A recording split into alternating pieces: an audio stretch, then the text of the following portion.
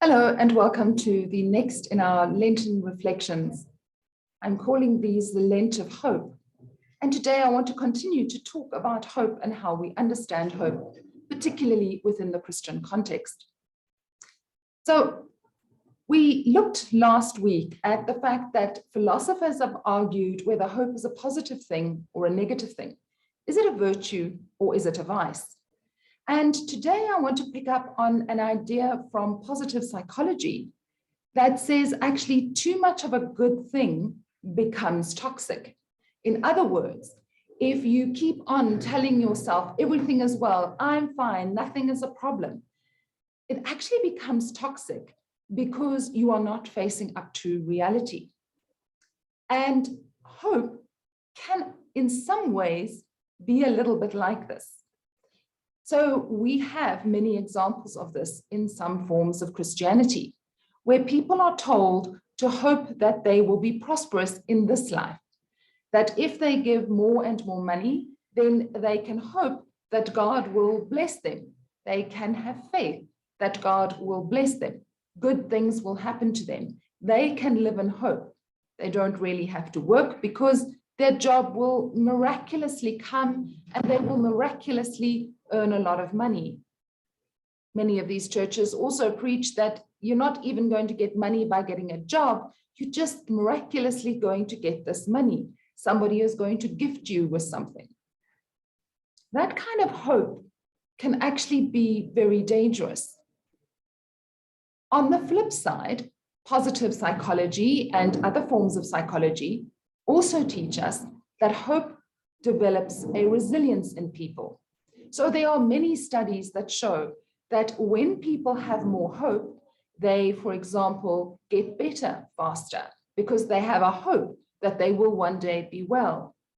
When they hope that they are going to get a job that they are longing for and they feel positive about it, they will get this job or they do land up getting this job. So hope is a tricky thing. And this is where our faith in God becomes really important. What is the invitation of God for you in your life? And that's why we say you need to spend time in silence and reflection with God. Because are you hoping for things that are the things of this world?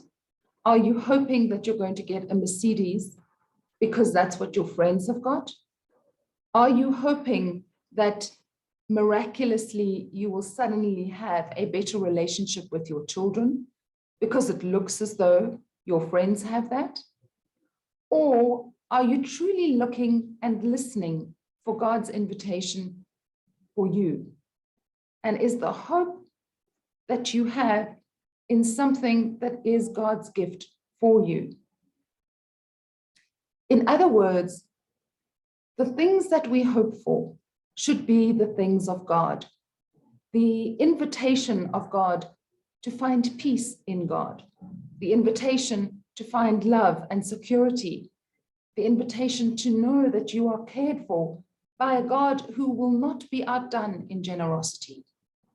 These are the things we should be anchoring our hope in. Our hope should not be in wanting the things that we see around us.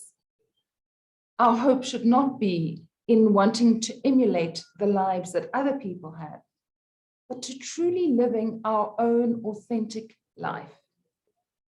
Our hope should be in becoming more fully the amazing person that God has made us to be, and to revel in that and to enjoy that. Our hope should be in mending broken relationships, because God asks us to forgive one another and to live in unity and harmony. Our hope should be in the joy and blessings of the small things that we see around us. Things like kindness, compassion, peace, the small things that are really so big that if they were exercised, our world would be a completely different place. So we hope with faith in the end of the war in the Ukraine. We hope with certainty for a life in the eternal divine. We don't hope for the things that our neighbors have. We don't hope for the things that we see around us that the world tells us we should be having and we can never have enough of. So as we continue our reflections on hope, we need to bear in mind that hope can be a wonderful source of resilience and strength, especially as we go through difficulties. But when we hope in the wrong things, when we hope in things that are not God's gift to us, hope can become toxic, it can become disempowering, and it can make us feel unhappy. So my invitation to you today is, in your quiet time, what is it that you are hoping for? What is God's invitation for you? And with confidence, put your hope in the things of God and let go of the things of this world. Amen.